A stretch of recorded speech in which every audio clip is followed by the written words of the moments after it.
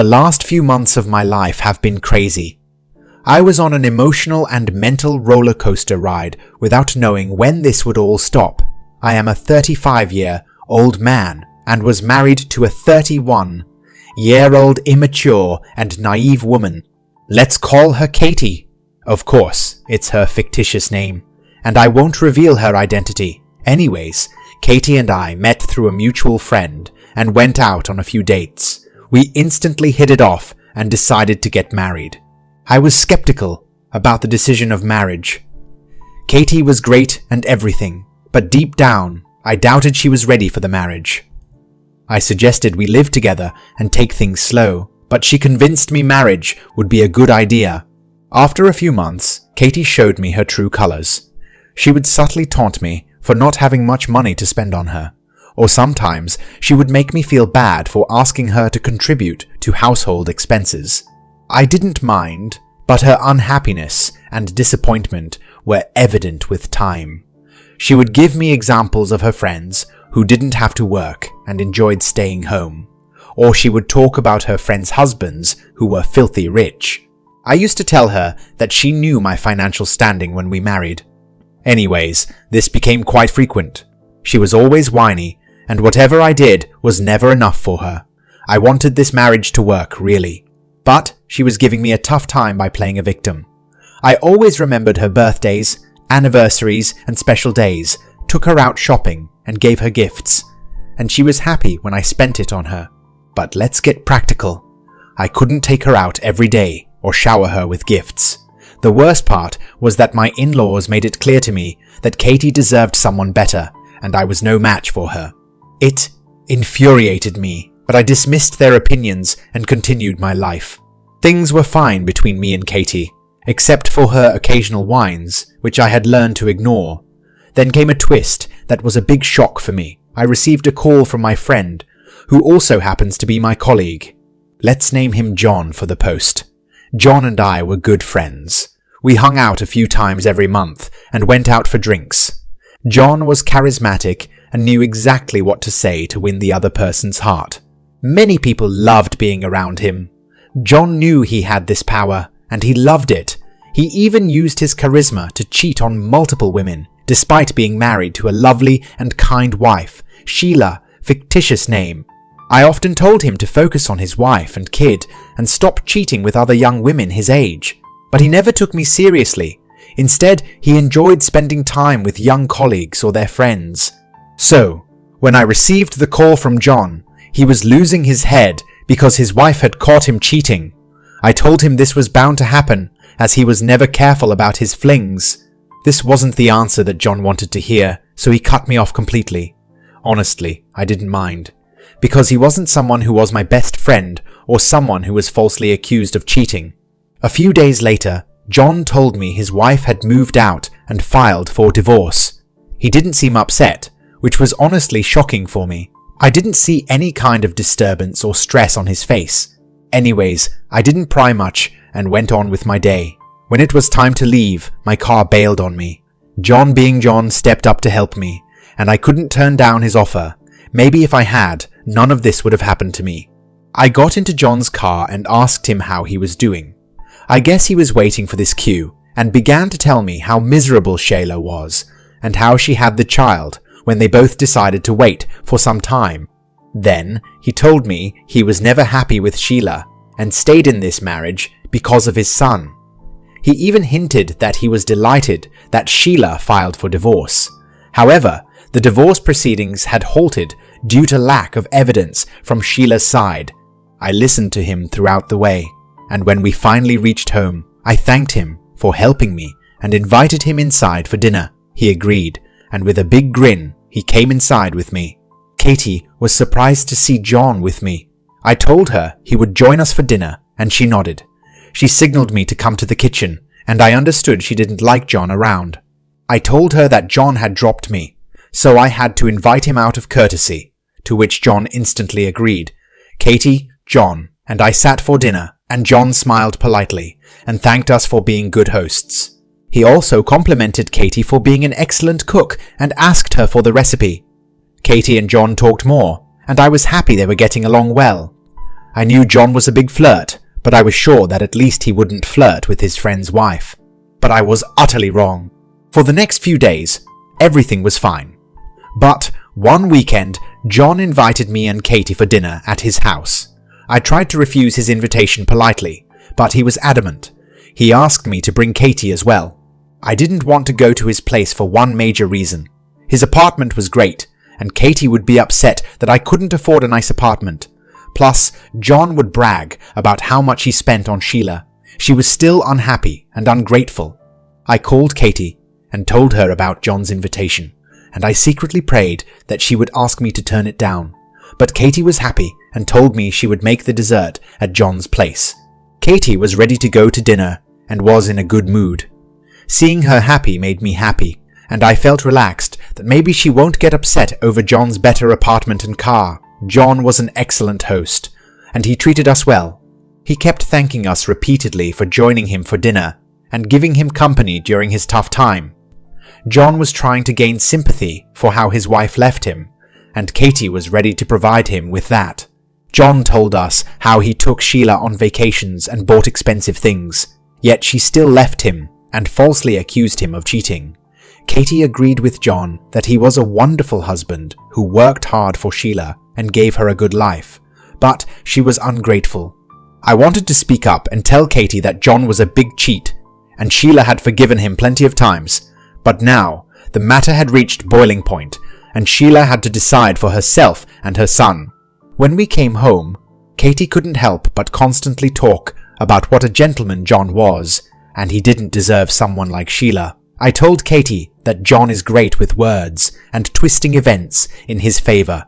He cheated on Sheila with plenty of women. Katie was shocked, but she didn't quite believe me. She insisted that Sheila had falsely accused him, and that if John was a cheater, why couldn't she provide credible evidence to her lawyer? Katie also teased me that John spent so much on Sheila, and still she left him. The next day, it was Sunday, and John came over uninvited. He brought the dish Katie had taken to his place last night with dessert. I was surprised to see him showing up unannounced at my home, but Katie invited him in, and she was shocked when John gave her a basket of chocolates to thank her for bringing the dessert.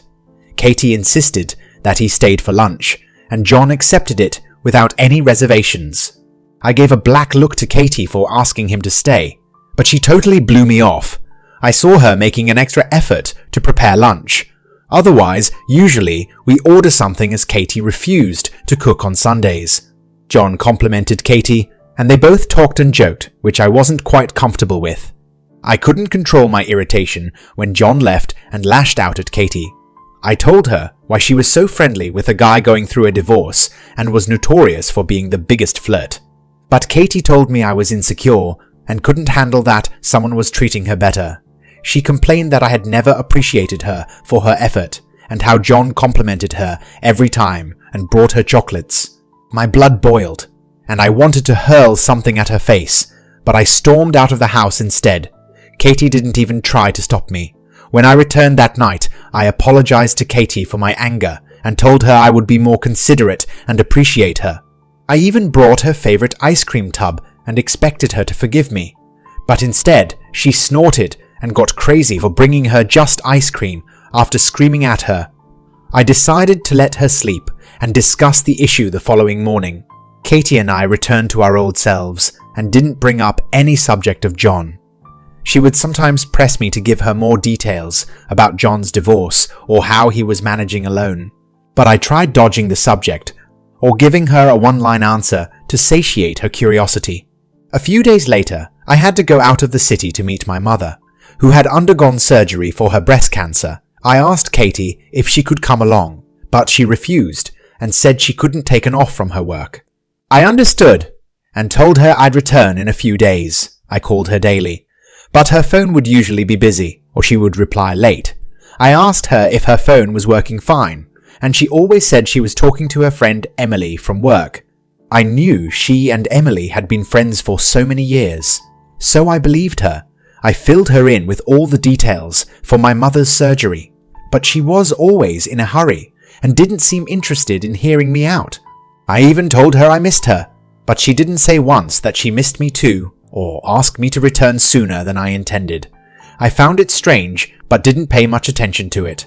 When I returned home, I had expected Katie to welcome me warmly, but instead I saw an evident disappointment on her face.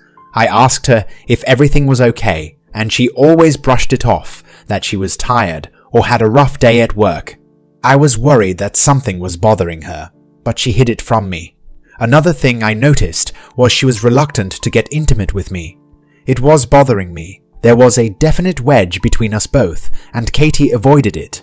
Anyways, I tried my best to ask her what was wrong, but she would give me the same reply. Another thing I noticed was that she was practically glued to her phone. She would text and leave the room even late at night to attend the phone call. Whenever I asked her, she gave me a cold stare or an earful of how she never asked me whom I talked to. Hence, I didn't have a right to ask her. But I retaliated and told her it was late at night and that she could share it with me if she were in trouble. She told me it was a work-related issue and some inventory was missing, and she and Emily worried about where it went. I told her everything would be okay. But this missing inventory excuse could only last a week, and after that, she came up with another reason. I had to know what was happening, so I checked her phone. She had changed her password and had kept app locks on messaging and WhatsApp. Katie's behavior made it difficult for me to concentrate at work. I racked up my brain, figuring out why she behaved indifferently.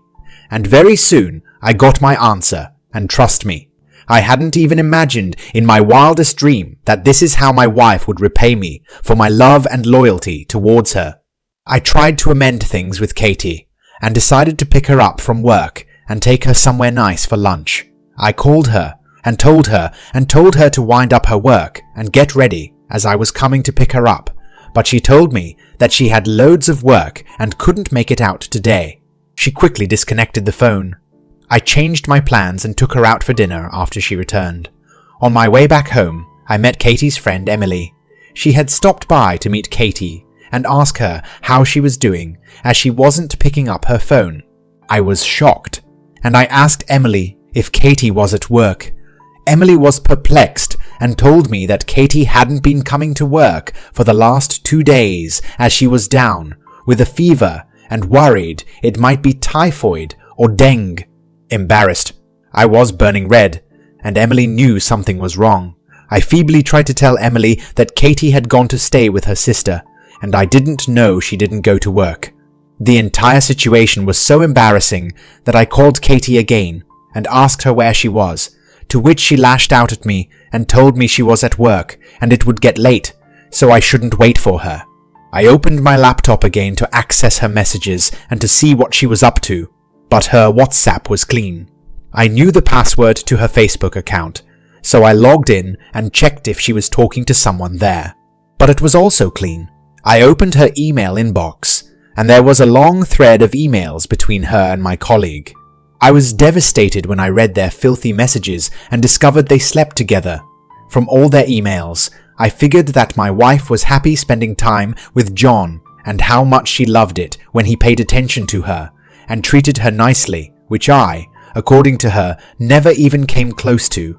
I was heartbroken and felt miserable. I had warned my wife that John was a big flirt, but she didn't listen and instead fell for John's sweet words, which were his superpower. I also learned about their plan to spend a day at a luxurious hotel together. I was going crazy with anger. I needed to do something to get back at my wife and John, and I guess I did a heinous thing.